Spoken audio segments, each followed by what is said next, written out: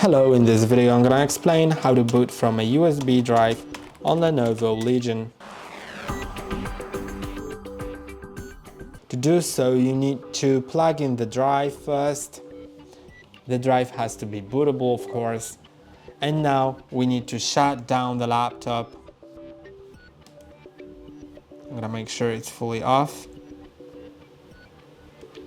I think it's off now. And now we can just click on the power button and start repeatedly pressing on the F12 key.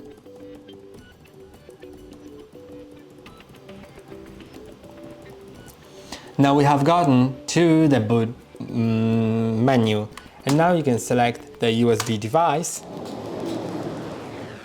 and it'll boot from that. Let's wait a second to make sure we are booting from the USB drive.